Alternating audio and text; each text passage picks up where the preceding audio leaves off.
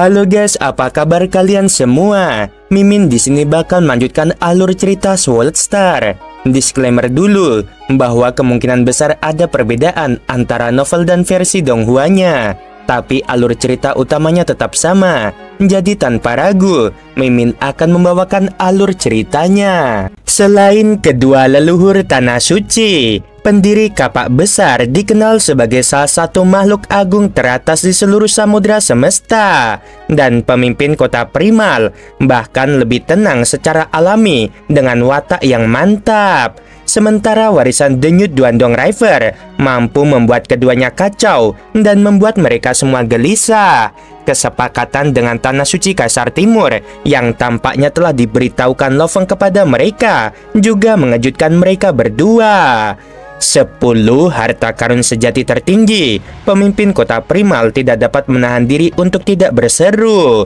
Betapapun kuatnya seseorang, merebut 10 harta karun sejati yang tertinggi adalah misi yang mustahil. Sampai hari ini, belum ada seorang pun yang pernah secara mandiri merebut 10 harta karun sejati tertinggi, kata pendiri Kapak Besar. Bahkan untuk guru origin, aku pikir itu juga akan terlalu sulit untuk dicapai. Lagi pula, ketika seorang Trugat menggunakan kekuatannya dengan harta karun sejati tertinggi, bahkan guru origin tidak akan memiliki keyakinan untuk memusnahkannya sepenuhnya. Terutama jika Trugat itu bersembunyi di harta karun sejati tertinggi tipe istana. Dia akan aman, bahkan jika dia berhadapan dengan makhluk agung lain dari samudra semesta. Pikiran untuk menghabisi makhluk agung lain untuk mencuri harta karun sejati tertingginya sama sekali tidak realistis. Dia melihat ke arah Lo Feng dengan ekspresi penuh dengan persetujuan, kekaguman, lalu berkata, "Lo Feng, kamu telah menciptakan rekor baru." "Itu mengesankan," kata pemimpin kota primal dengan penuh semangat. Lo Feng langsung menjawab, "Bukan aku yang mengesankan. Yang mengesankan adalah warisan denyut nadi Duandong River."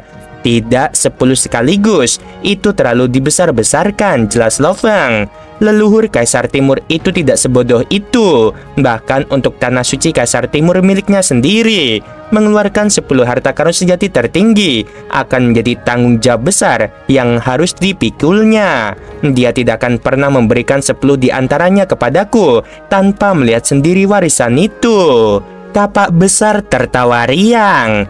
"Baiklah, sebagai jaminan untuk bagian pertama dari kesepakatan ini, kita bisa mengamankan 2 harta karun sejati tertinggi. Salah satunya adalah harta karun sejati tertinggi tipe istana. Dengan keduanya, ras manusia kita akan mendapatkan lebih banyak pengaruh. Kita mungkin cukup kuat, tetapi saat kita dikepung, kita berada dalam masa besar. Tidak banyak yang bisa dikatakan untuk saat ini. Pertama-tama, kita harus menjadikan harta karun sejati tipe istana ini milik kita terlebih dahulu. Dengan itu, dan kapak dewaku yang bekerja sama, aku akan benar-benar tidak takut. Setiap kali aku dihadapkan dengan pengepungan, aku tidak akan memiliki sedikit pun rasa takut. Aku akan memiliki nyali untuk melawan 10 atau bahkan lebih dari 10 Trugat sendirian." Lo Feng tidak dapat menahan tawanya. "Memang, aku sangat menginginkan harta karun sejati tertinggi istana ini," kata Kapak Besar. "Terlepas dari apakah itu berbagi dan mengajari kami tentang pengalamanmu dengan berbagai sistem kultivasi peradaban kuno atau harta karun sejati tertinggi ini, kontribusimu terhadap ras ini tidak terbatas. Harta karun sejati seperti istana ini adalah bantuan besar yang kau berikan padaku." "Tujuanku sejak awal adalah untuk memberikan kontribusi pada ras manusia," jawab Lo Feng. "Kali ini ada 2 harta karun agung." Kapak Besar memandang Lo Feng. "Satu untukku dan satu untukmu." "Tidak, yang satunya lagi untuk guru," kata Lo Feng sambil melihat ke arah pemimpin kota primal. Pemimpin kota primal sedikit terkejut. Kapak Besar adalah pilar pendukung bagi umat manusia. Jadi memberinya harta karun sejati tertinggi akan sangat menguntungkan umat manusia. Selain itu, Kapak besar telah memberikan kontribusi besar bagi umat manusia. Sudah pasti bahwa ia adalah penerima harta karun sejati tertinggi yang layak. Semua orang akan menerima keputusan ini dengan damai. Dan kontribusi Lo Feng juga sama besarnya. Ia adalah orang yang mendapatkan harta karun sejati tertinggi. Dan dengan warisan denyut nadi Duandong River, masa depannya tidak terbatas. Jadi jika ia diberi harta karun sejati tertinggi, semua orang juga akan setuju dengan suara bulat. Lo Feng, kau harus mengambil ini, kata pemimpin kota primal dengan sungguh-sungguh. Ini adalah harta karun sejati yang tertinggi. Ya, kamu harus memilikinya. Kapak besar setuju dengan kesungguhan yang sama. Kami tidak bisa membuatmu terus-menerus berkontribusi tanpa imbalan apapun. Guru, aku memiliki warisan denyut nadi Duandong River. Apakah menurutmu sebagai pewaris tidak akan ada senjata yang disiapkan untukku? Canda Lo Feng. Saat dia mengatakan ini, kapak besar dan pemimpin kota primal saling memandang dengan pikiran yang sama. Benar, apa yang dikatakan Lo Feng masuk akal. Warisan denyut nadi Duandong River memang akan menyiapkan senjata yang paling cocok untuk pewarisnya. Dan kekuatan senjata ini pasti jauh lebih unggul. Apakah harta karun sejati yang agung? Tanya kapak besar dengan sedikit terkejut. Lo Feng mengangguk. Penggolongan senjata di dalam samudera semesta sangat jelas. Selama teknik rahasia senjata harta karun sejati dapat mencapai tingkat rugat atau lebih tinggi, semua ini akan menjadi harta karun sejati tertinggi. Harta karun sejati tertinggi menduduki peringkat teratas di samudera semesta. Bahkan untuk harta karun sejati yang sangat tangguh, misalnya yang melampaui tingkat rugat, memberikannya kepada Trugat akan menjadi pemborosan sumber daya. Senjata itu akan berada di luar kemampuan mereka untuk digunakan, dan mereka akan berjuang untuk membuat harta karun itu melepaskan kekuatan penuhnya. Inilah sebabnya mengapa embrio bilah pedang, sayap sawu, dan lain-lain masih dianggap sebagai harta karun sejati tertinggi menurut sistem kategorisasi samudera semesta. Pemimpin kota primal menggelengkan kepalanya. Jika kau menerima warisan itu, aku yakin kau akan mampu masuk ke jajaran Trugat. Ini hanyalah masalah waktu. Guru, mari kita ambil saja, karena akulah yang mendapatkan harta sejati tertinggi ini. Lalu aku serahkan kepadamu, kata Lo Feng sambil terkekeh. Kemudian, Lo Feng menghilang begitu saja. Pemimpin kota primal dan kapak besar saling berpandangan. Kapak besar berkata, pada awalnya, siapa yang khawatir bahwa Lo Feng ini yang sedang naik daun dengan sangat cepat akan seperti kaisar api yang akan menjadi egois. Tetapi sebaliknya, makhluk agung yang egois tetap berbakat dan kuat akan menjadi ancaman bagi rasnya. Lo Feng memang luar biasa. Dia jauh lebih kuat dari kaisar api dan telah bertemu dengan lebih banyak peluang, pertemuan misterius dan ajaib. Namun, dia ternyata menjadi orang yang jauh lebih baik dibandingkan dengan sebagian besar Universe Master dari ras kita. Itu benar. Pemimpin kota primal juga mengangguk setuju. Makhluk hebat selalu menganggap diri mereka yang utama. Ini adalah hal yang biasa. Pilihan yang dibuat pada saat kritis akan menjelaskan masalah tertentu. Kali ini, Lo Feng secara tak terduga mempersembahkan harta karun sejati tertinggi kepada pemimpin kota primal dan kapak besar. Tentu saja, ini adalah sebuah sikap yang sangat menyentuh bagi pemimpin kota primal. Di tempat lain, perahu mausoleum telah menyusut hingga seukuran kacang kenari, menjelajahi perahu semesta yang luas penuh dengan bahaya. Namun, tentu saja, perahu itu menuju ke arah yang akan mengarah ke dunia luar. Begitu memasuki wilayah yang memungkinkan teleportasi, perahu itu akan melakukan teleportasi untuk menempuh jarak yang lebih jauh saat bergerak keluar. Meski begitu, perkiraan waktu yang dibutuhkan untuk akhirnya keluar dari perahu semesta masih mendekati 1000 tahun. Guru telah menghujaniku dengan begitu banyak kebaikan, kata Lo Feng dalam hati. Ketika aku keluar dari perahu semesta, aku akan segera dapat meraih sepasang sayap putih itu. Dan alasan mengapa aku dapat meraihnya adalah karena sejak awal, guru menganugerahkanku sepasang sayap sawu. Dengan demikian, aku dapat memperoleh sepasang sayap putih itu. Jadi sekarang, mempersembahkan harta karun sejati yang tertinggi ini kepada guru adalah sesuatu yang harus kulakukan. Sayap sawo terdiri dari total 6 pasang sayap. Itu adalah harta karun tipe mekanis.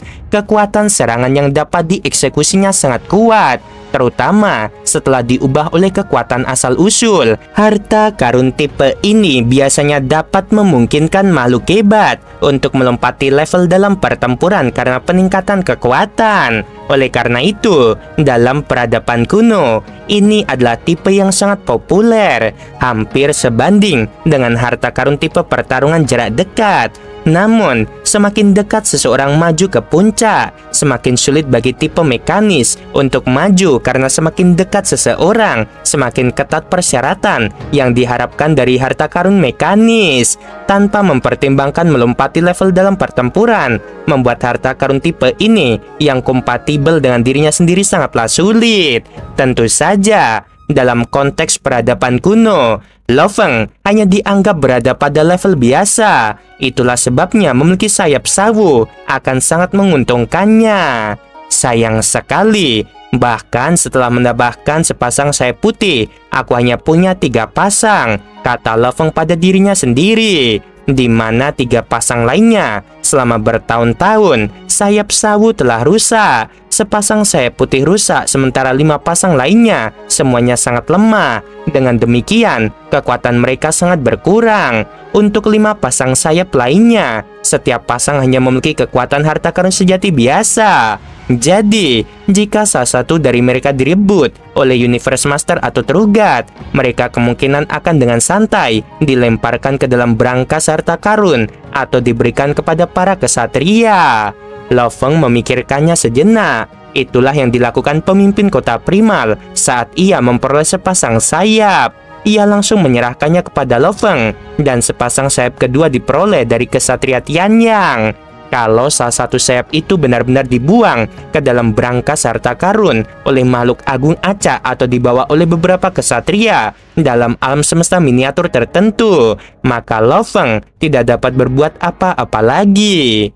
Kalau begitu, aku harus bergantung pada keberuntunganku, kata Lo Feng pada dirinya sendiri. Dari ke-6 pasang sayap, sayap putih adalah yang paling tajam dan terkuat. Yang terpenting, sayap itu mengandung asal-usul. Bahkan jika aku memiliki 3 pasang sayap lainnya, itu tidak akan berarti apa-apa. Lo Feng menghibur dirinya sendiri dengan fakta ini. Lo Feng terus memahami dan mengolah Duanmi dan Donghua, bahkan dengan peningkatan kecepatan waktu sebanyak 10.000 kali. Hingga saat ini, ia hanya menyelesaikan pemahaman menyeluruh dari jilid pertama Duanmi dan Donghuang. Kedua perangkat pengetahuan ini sangat mendalam. Bahkan dalam jilid pertama, Lo Feng tahu apa yang harus dilakukan, tetapi ia masih belum mampu memahami misteri di dalamnya. Dalam sekejap mata, hampir 1000 tahun telah berlalu. Di salah satu goa yang rusak di dalam perahu alam semesta yang luas dan tenang, pagoda berwarna merah menyala. Tak lama kemudian, pagoda itu melakukan teleportasi berulang kali dan langsung menyerbu ke dalam aliran udara yang sangat kacau.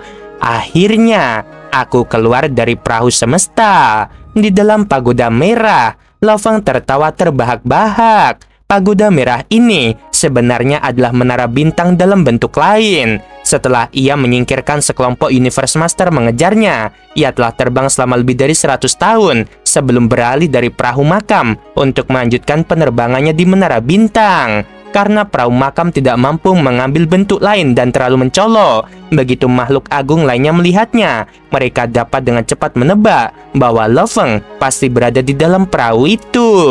Di dalam menara bintang, Lo Feng sangat bersemangat saat dia melihat keluar ke arah aliran udara yang kacau tak berujung. Selama waktu yang begitu lama, aku tidak berani untuk terus berkultivasi dan memahami hukum karena aku takut bahwa aku akan secara tidak sengaja menjadi seorang Universe Master. Maka aku tidak akan bisa membuat sepasang sayap putih itu mengakui aku sebagai tuannya. Lo Feng memanipulasi menara bintang, dan di tengah aliran udara kacau tak berujung, dia mulai berteleportasi untuk maju menuju tujuannya. Jarak dari perahu semesta ke sektor puncak miring sangatlah jauh. Namun saat menggunakan teleportasi dan lubang cacing alami, waktu yang dibutuhkan jauh lebih sedikit daripada berpergian di dalam perahu semesta. Airnya mengalir deras di sektor puncak miring dan ada menara berdarah yang mengambang di atas air. Lo Feng dalam tubuh binatang bertanduk emas sedang melihat ke bawah di menara bintang. Baru puluhan ribu tahun sejak terakhir kali aku datang ke sini, sayap putih belum menemukan tuannya. Sayap sawu miliknya sudah memiliki roh, sayap putih juga memiliki roh. Jika mereka digabungkan, hanya satu roh yang bisa bertahan hidup. Dan dengan penegasan Lo Feng, sawu pasti akan menjadi satu-satunya yang selamat. Roh sayap putih akan musnah. Itulah sebabnya sayap putih menjadi gila terakhir kali Lo Feng ada di sana. Ia tidak dapat menemukan tuan baru setelah melewati era alam semesta yang tak terhitung jumlahnya. Jadi mustahil baginya untuk menemukan tuan baru hanya dalam puluhan ribu tahun. Lo Feng menyeringai. Menara berdarah itu berteleportasi dan menyelam ke dalam air. Ia berteleportasi beberapa kali di dalam air. Dengan harta karun sejati yang tertinggi, ia langsung menuju goa. Badai pedang memenuhi seluruh ruang. Menara berdarah itu menyusut hingga seukuran setitik debu dan mendekati sayap cahaya berkilau. Setelah hampir sebulan, akhirnya mencapai area di depan sayap. Menara berdarah itu terus mendekatinya. Sekarang, serangan pikiran dari sayap putih itu tidak ada apa-apanya bagi Lo Feng. Riak datang dari sayap putih dan diteruskan ke Lo Feng melalui menara bintang. Binatang bertanduk emas berpura-pura terkejut dan berkata, "Siapa kamu?" "Aku adalah roh dari sayap harta karun sejati," kata suara kuno itu. Binatang bertanduk emas mengeluarkan suara terkejut. Sayap putih hanya tahu kalau dia manusia. Dia tidak tahu kalau Lo Feng punya badan binatang bertanduk emas. Binatang bertanduk emas berpura-pura sangat gembira karena menemukan harta karun sejati yang luar biasa. Dan dia berbicara dengan roh sayap putih. Roh sayap putih bergegas mengenali binatang bertanduk emas sebagai tuannya. Jadi, dia tidak berbohong kepadanya seperti yang dia lakukan kepada Lo Feng. Sebaliknya, dia memberitahu binatang bertanduk emas tentang kondisinya secara langsung. "Aku lebih kuat dari yang kau kira," kata sayap putih. "Dan karena itu, persyaratannya sangat tinggi. Jika kau seorang kesatria, kau harus memiliki kemauan seorang True God. Dan jika kau seorang Universe Master, kemauanmu harus melampaui kemauan seorang True God. Jika kau tidak dapat memenuhi persyaratan, suruh makhluk hebat lainnya dalam merasmu untuk datang. Aku sudah terlalu lama kesepian, dan aku ingin keluar." Sayap putih mencoba segala cara untuk membujuk binatang bertanduk emas. Binatang bertanduk emas itu tampak sangat gembira. Ia berkata, "Aku di sini dengan mudah dan menahan serangan pikiran itu karena tekadku berada di level True God. Selain itu, aku seorang kesatria, jadi aku memenuhi persyaratannya." Sayap putih itu gembira. Hal paling ditakutkannya ada diambil kembali oleh Lo Feng, karena itu berarti ia akan mati. Seluruh proses berjalan sangat lancar di bawah bimbingan sayap putih. "Segel kekuatan dewamu di sayap, dan kemudian aku akan mengakui kamu sebagai tuanku." Sayap putih itu sangat kooperatif. Ia ingin meninggalkan ruang sayap itu lebih dari apapun, dan ia ingin memberitahu tuan baru itu bahwa seorang manusia memiliki bagian lain dari harta karun sejati ini. Ia ingin tuan baru itu menggunakannya untuk menghabisi manusia lain. Setelah itu, ia akan menelan roh sayap sawu. "Aku adalah roh sejati dari harta karun sejati. Benda sialan itu telah mengambil begitu banyak energi asal-usul. Ia harus mati." Roh sayap putih membenci roh sayap sawu. "Berhasil!" teriak binatang bertanduk emas. "Tuan, sayap ini masih rusak," kata roh sayap putih. "Sayapnya perlu menyerap beberapa bahan berharga untuk memulihkan atau menelan beberapa harta karun sejati yang paling berharga." Setelah sayap putih diambil, badai bilah juga menghilang, dan ruang sayap menjadi biasa. Teleportasi kini memungkinkan. Menara berdarah mencapai pintu masuk setelah satu teleportasi. Menara berdarah itu meninggalkan sektor puncak miring dan memasuki area aliran udara kekacauan yang lebih dalam. Perahu mausoleum seukuran kacang kenari mendekatinya dan menghisapnya. Binatang bertanduk emas sedang duduk di dalam menara bintang. Aku bisa merasakannya, daya tarik yang kuat. Tuan, itu manusia yang memiliki komponen sayap lain. Dulu aku adalah harta karun sejati yang perkasa, tetapi setelah perang berdarah itu, harta karun itu dibongkar dan manusia mendapatkan komponen lainnya. Aku bisa merasakan daya tariknya. Dia ada dekat di sini. Perahu mausoleum muncul di samping menara bintang dan seorang manusia berjalan keluar. Ia mengenakan sayap perak dan baju besi perak dengan bilah batu di punggungnya. Roh sayap putih. Lo Feng menatap sayap putih pada binatang bertanduk emas. Roh sayap itu langsung mengerti. Ia bisa merasakan perintah mutlak bahwa ia harus melakukan apapun yang diinginkan manusia ini. Seharusnya aku mengeluarkan semua energiku. Dasar manusia sialan. Roh sayap putih meraung, menyadari bahwa ia akan segera mati. Lo Feng berkata dengan dingin, "Sekarang saatnya bagimu untuk mati." Sebenarnya, satu pikiran Lo Feng dapat memusnahkan roh sayap putih, namun ia lebih suka sayap sawu menelannya, karena ia dapat belajar lebih banyak. Lo Feng menggunakan kekuatan dewa untuk mengendalikannya. Sepasang sayap putih melayang di langit pada saat yang sama dan mulai menyatu. Komponen-komponen saling terhubung, dan asal-usulnya dipindahkan ke sayap perak bagian bawah. Bagaimanapun, sayap perak sudah lengkap, jadi tidak perlu khawatir tentang kebocoran energi. Kekuatan menyebar saat mereka diintegrasikan. 4 sayap bawah lengkap, 2 sayap atas memiliki tepi tajam, dan ada banyak ukiran di tepinya, membuatnya lebih tajam. Menurut roh sawu yang lengkap memiliki 6 pasang. 5 pasang lainnya seperti punggung bilah dan badan bilah, sedangkan sayap putih seperti tepinya. Harta karun sejati bersayap 6 terbang ke arah Lo Feng dan bergabung ke punggungnya. 6 sayap bersinar. Tanpa kekuatan dewa, harta karun sejati itu menebasi ruang kendali dengan mudah. Bahkan tanpa asal-usul, itu dapat menyaingi harta karun sejati tertinggi, kata Lo Feng. Sayangnya, aku belum dapat menggunakan asal-usulnya. Ketika makhluk agung menggunakan keenam sayapnya secara lengkap, kekuatan ilahi seharusnya merasuki sumbernya, yang akan mentransfer kekuatan ilahi menjadi sesuatu yang lebih agresif. Energi dalam bentuk badai pedang. Energi tersebut dapat disimpan dalam sumbernya, dan dalam pertarungan yang sebenarnya, sumbernya dapat menggunakan penyimpanan sebelum menggunakan kekuatan ilahi. Namun, energi yang tersimpan adalah milik mantan pemilik sayap, bukan Lo Feng. Dia bisa memasukkan kekuatan dewa ke dalam sumber dan mengubahnya menjadi badai pedang. Tetapi itu akan jauh lebih lemah.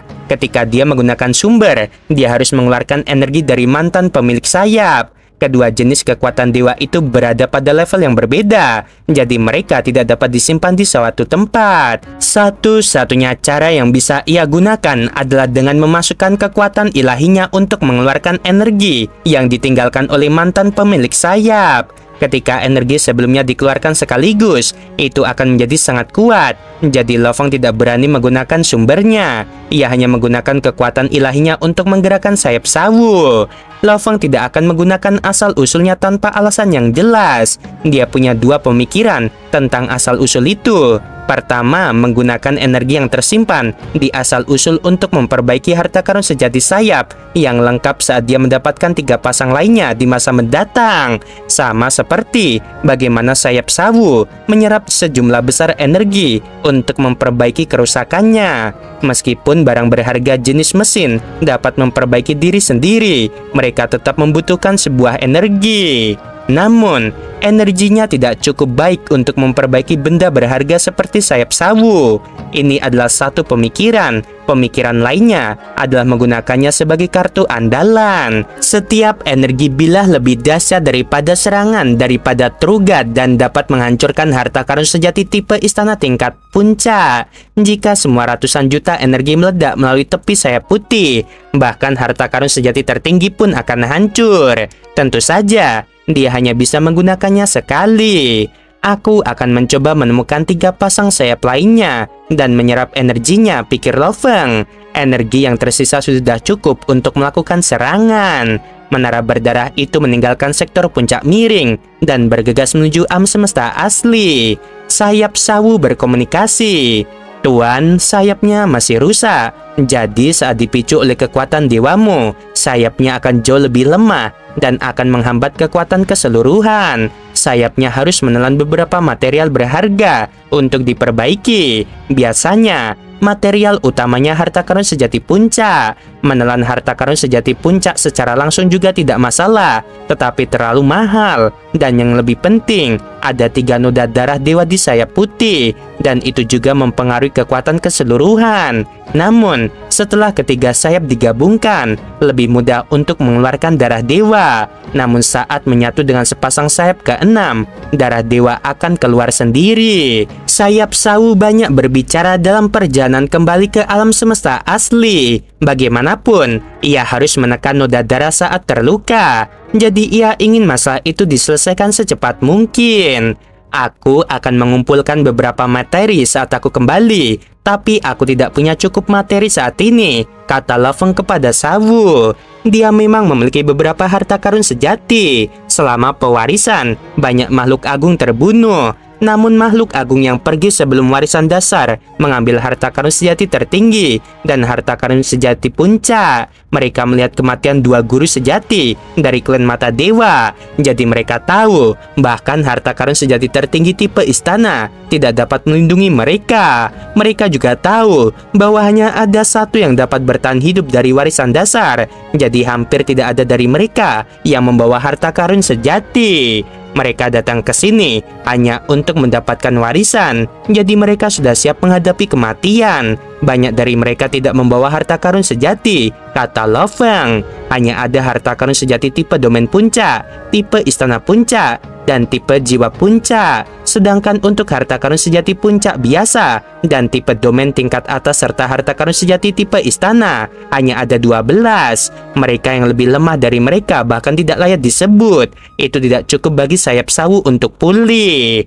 Sawu berkata, Tuan, ada 4 noda darah di sayap ke-6.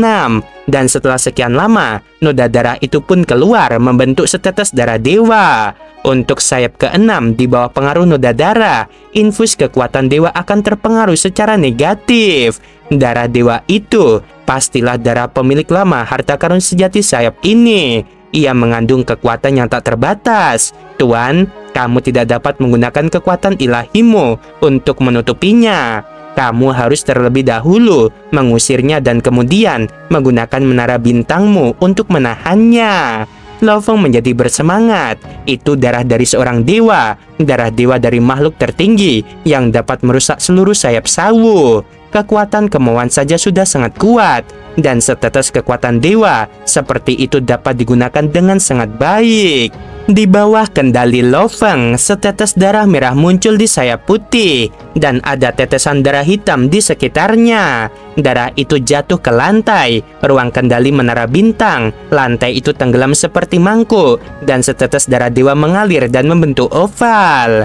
Barang berharga biasa tidak dapat menampung darah dewa, seru Lo Feng. Kekuatan dewanya tidak dapat menampungnya. Ketika makhluk agung melatih diri mereka, tubuh mereka akan diberi energi setelah menjadi undying, dan jejak kehidupan akan tersegel pada setiap jejak energinya. Setelah menjadi Trugat, semua tubuh digabungkan menjadi satu, dan energinya akan terwujud lagi. Mereka dapat membakar daging dan darah mereka untuk bertarung. Daging dan darah memiliki lebih banyak fungsi.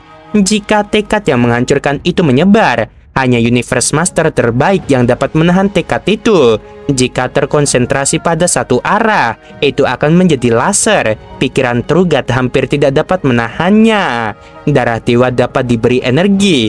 Darah itu dapat digunakan untuk mengorbankan harta sejati yang agung. Darah itu dapat digunakan untuk menghancurkan sebuah pikiran. Ini hanya ideku, mungkin tidak akan terwujud, pikir Lo Feng. Aku tidak bisa membuat sesuatu yang berharga. Aku akan kembali ke alam semesta asli, menemui guru Susanke, dan mendengarkan apa yang ingin dia katakan. Setetes darah dari makhluk agung dari peradaban kuno. Makhluk agung yang dapat merusak keenam sayap yang lebih kuat dari makhluk agung. Sungguh, makhluk yang menakjubkan. Tidak heran, bahkan setetes darah pun mengandung kekuatan seperti itu.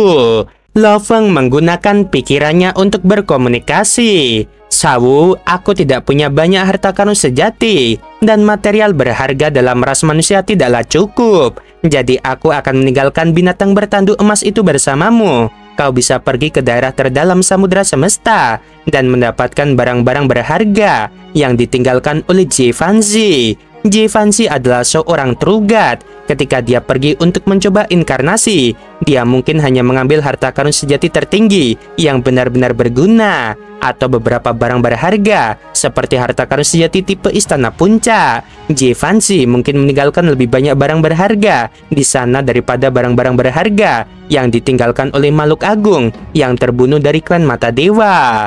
Sayap Sawu menjadi bersemangat. Mereka berpisah di tengah jalan. Binatang bertanduk emas mengenakan armor kekuatan dan sayap sawu untuk terbang ke area terdalam perahu semesta. Dia juga membawa menara bintang. Dengan menara bintang, mudah untuk mendapatkan barang-barang berharga yang ditinggalkan oleh Jifanzi. Adapun tubuh manusia asli, dia mengenakan baju sirah pemusnahan iblis gila. Dia membawa pedang bayangan darah dan perahu mausoleum dan kembali ke alam semesta asli. Tak lama kemudian, Lo Feng tiba kembali di alam semesta asli, dan para petinggi umat manusia pun mengetahuinya. Di luar istana Dewa Kapak Besar di alam semesta virtual, 19 Universe Master dan Kapak Besar berkumpul di sana dan merayakan. Lo Feng kembali ke alam semesta asli. Dia aman sekarang. Master Penggong tertawa. Makhluk dari era alam semesta lain dan dua tanah suci tidak dapat memasuki alam semesta asli. Selain itu, bahkan Trugat tidak dapat menggunakan kekuatan mereka secara menyeluruh di alam semesta asli. Dengan kekuatan mereka, dia mampu melawan mereka sekarang. Kita manusia akan meledak sekarang. Pemimpin kota Primal merasa gembira. Kami akan menjadi kekuatan nomor 1 di samudera semesta di masa datang, kata Void Gold Master. Para senior dari ras manusia semuanya gembira. Mereka takut sesuatu akan terjadi pada Lo Feng saat dia kembali. Untungnya, dia tiba di rumah dengan selamat. Mereka semua bisa melihat masa depan yang cerah bagi umat manusia. Oke guys, sampai sini dulu episodenya. Dan sebelum Mimin ekspor, ternyata ada yang Saweria dari Bang Al-Ghazali lagi ya. Makasih banyak ya Bang ya. Semoga sehat selalu dan lancar rezekinya. Makasih udah support selalu Saweria di channel Mimin ini. Amin.